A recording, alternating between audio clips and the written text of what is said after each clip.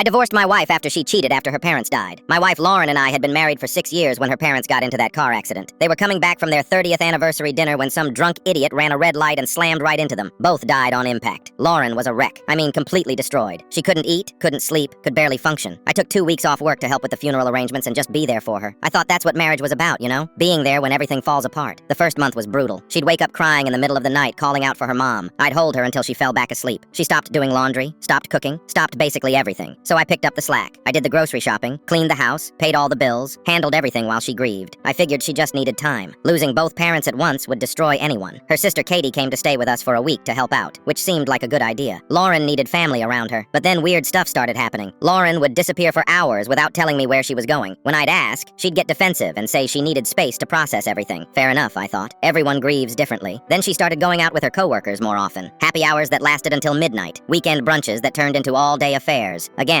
I figured she was trying to get back to normal life, which seemed healthy. The real red flag was when she changed her phone passcode. We'd always shared everything, never had secrets. When I asked about it, she said she just wanted some privacy during this difficult time. I didn't push it because I didn't want to be that controlling husband, especially when she was already dealing with so much. 3 months after the funeral, I came home early from work because I had a migraine. I walked into our bedroom and found Lauren in bed with Jake, her coworker from the marketing department. The same Jake who'd been so supportive at the funeral, who'd helped carry the casket, who'd told me what a lucky guy I was to have such an amazing wife. I just stood there in the doorway for probably 10 seconds, not saying anything. They scrambled to get dressed while Lauren started crying and saying it wasn't what it looked like. I asked her how long it had been going on. She said it was just this once, that she was confused and hurting and made a mistake. Jake grabbed his clothes and basically sprinted out of the house without saying a word. Real stand-up guy. That night, Lauren begged me not to leave. She said she was drowning in grief and Jake had been the only person who made her feel normal again. She promised it would never happen again, that she'd do anything to fix things. She even suggested couples therapy. I wanted to believe her. I really did. But something in my gut told me this wasn't a one-time thing. So the next day, while she was at work, I checked our phone records online. Turns out she'd been texting Jake constantly for 2 months. Hundreds of messages back and forth, including some pretty explicit stuff that definitely wasn't grief counseling. I also found out she'd been using our joint credit card to pay for hotel rooms. Not just once or twice, multiple times over the past 6 weeks. So much for it being a mistake in a moment of weakness. When she got home that evening, I had printed out the phone records and credit card statements and left them on the kitchen table. She walked in, saw the papers, and just started sobbing. This time it was different though. Not the desperate crying from when her parents died, but the crying of someone who knows they got caught. She admitted everything. It had started about a month after the funeral. Jake had taken her out for drinks after work to cheer her up, and one thing led to another. She said she felt guilty about it, but also said that being with him was the only time she didn't think about her parents being gone. I asked her if she loved him. She said she didn't know, that everything was confusing right now. I told her that was all I needed to hear. I moved out that weekend and stayed at my buddy Mike's place while I figured out what to do next. Lauren kept calling and texting, saying she'd made a huge mistake and that losing me would be like losing her parents all over again. But I was done. The divorce papers were filed 3 weeks later. Lauren was shocked that I was moving so fast, but honestly, what was the point of dragging it out? She'd already made her choice.